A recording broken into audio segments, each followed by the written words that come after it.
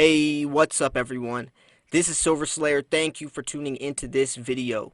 I really want to talk about silver's prices being manipulated and also where its natural price should be sitting.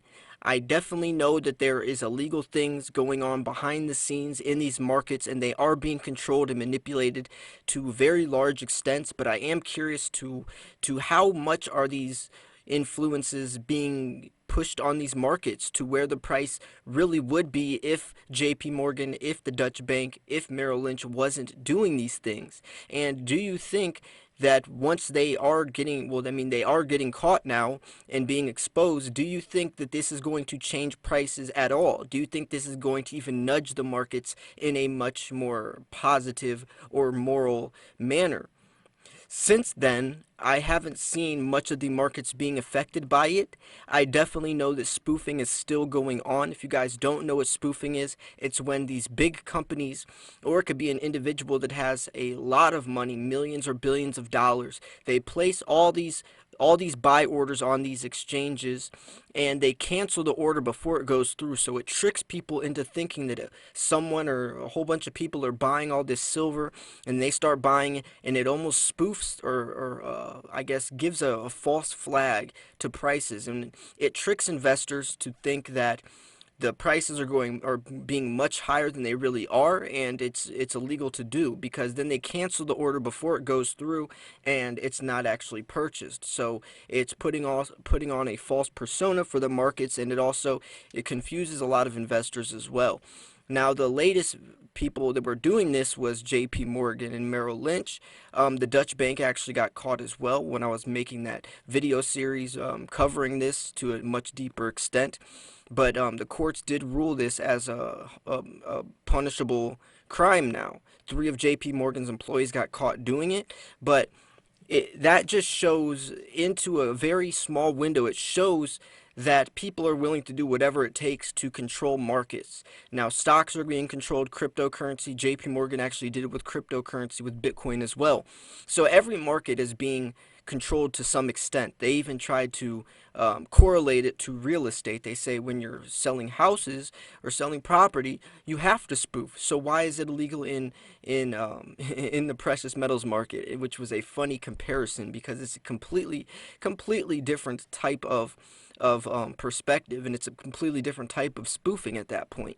So it's funny that they tried to cover their own butts by comparing it to real estate. But I am curious where silver would be sitting if people would let these natural prices just play out. I mean, yes, companies or whales, which are people that have a large amount. I actually made a video a couple weeks ago about this silver whale that has billions and billions of dollars into silver, and he single-handedly could influence markets anytime he buys, sells, or trades. And these people that have this much power, it's a very dangerous situation to be in, because one, they themselves can manipulate it to their own willpower, and two, if they don't have the right motives or the right, they don't have the right, actions or even type of persona behind where they could cause a lot of damage, and they sometimes it is a power move. It's just knowing that they could, or having that much power over a market to affect other people's livelihoods or the way they invest is a very dangerous thing to have. I don't think anyone or any company should have that much power themselves. I wish gold and silver were more were less speculative and more to the people. I think nowadays more than ever, a single person or a company can just spew out some false information and change the markets drastically.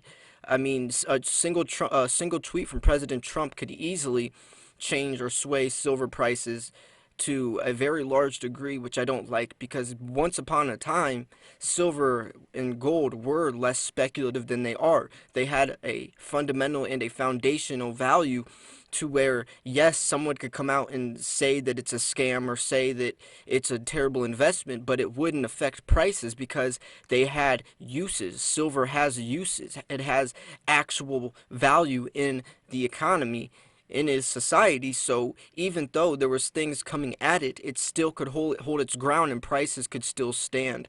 And nowadays, the stability behind that is lessening more and more every single day, it seems like, which is it's very unfortunate. But I do think that compared to any other investment, to any other asset, there still is much more stability in precious metals than anything else. Bitcoin can be swayed very, very easy. Stock markets can as well. Stock markets are basically the supervillain to precious metals right now as they set record highs. It's going to keep prices low for precious metals because people either seem to be investing into stocks or investing into gold and silver. There is no there is no correlating price together. It's either one or the other. And I'm curious to what extent it's going to take people to differentiate between safe haven investments and just a different type of market. It's not like you have to choose one or the other. You can invest into both. ETFs are so similar to stocks that most people basically are. 99% of people that invest into precious metals invest into the ETF side of it. So why is it such a different type of market? Why does one have to be the bad guy and one has to be the superhero? Why can't they both move separate from each other? When is the dollar index, when the dollar index is either higher or lower, when is that going to stop affecting precious metals prices? I'm curious why everything is so intertwined and also when they could have markets of their own. More importantly, when is gold and silver going to be able to flourish regardless of the state of the economy? It's like only when bad things are happening, gold and silver prices are rising. I really want I want people, because it's the people that are investing. That happens because it's the investors. It's the money coming in or the money going out. So if people could see that not only is gold and silver a safe haven investment, but it also has a lot of other opportunity and potential behind it besides just if, there's something going on in the economy that's causing chaos or unsatisfaction or unpleasing the people, it can still be beneficial. It's only when the economy's in a bad place that people use gold and silver as their safe haven investment. I think that's a lack of knowledge. People don't really understand how many other things gold and silver are used for, more specifically silver, with its undervalued and under potential, or its potential it brings, especially as the gold to silver ratio still sits extremely high, with gold much more overvalued and silver much more undervalued in correlation or in speculation to each other. I think over time, once people do find this out and figure this out, silver will start to find its natural price compared to gold. Now, even gold and silver's markets are different from each other. Gold is more for commodity or commoditive usage, and silver is more of an asset, in my opinion. But the majority of people see that flip-flopped. Most people see silver as a commodity and gold as an asset, which is extremely wrong in my opinion. Gold is used more for jewelry, more for coinage, more for stuff like that. Silver is used more for the technological stuff. Now, yes, they both play parts in both of these markets. Gold and silver are both used in jewelry, obviously. Gold and silver are both used in electronics, are both used in laptops and cell phones. I've scrapped gold out of cell phones once upon a time myself. Now, a lot of silver is being lost in this stuff because it's actually profitable to scrap gold out of cell phones, but it's not with silver because silver is so cheap. So a lot of silver that would be getting scrapped out if it was, profitable is actually not. So a lot of silver is being lost where a lot of gold is being recovered, being recycled, being rescrapped, reused. And that's something that I do want to incorporate when you're looking at silver supply and demand, which is one of the biggest influencers to its price.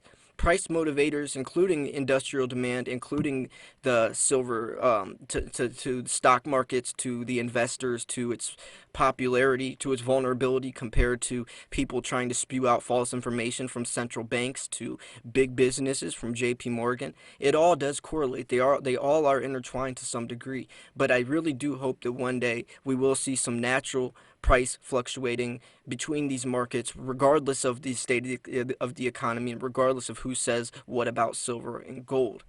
But that's my opinion on it. I hope you guys enjoyed this video. If you did enjoy this video, make sure to smash the like button. I made another video earlier today sharing more about this, revealing these secrets that the central banks are doing behind J.P. Morgan. I've kind of been on a kick about this lately because this is really the meat and potatoes of why silver is still low. Obviously, the price should be much higher, but there's a lot of things holding it back, and I want to talk about this right now. I've been on this little spew about all this stuff because I'm curious what you guys think as well, and I do want to share this information to the public so people understand as well. But anyways, thank you guys so much for tuning in. This was Silver Slayer. Hope you guys enjoyed this video. See you soon. Peace.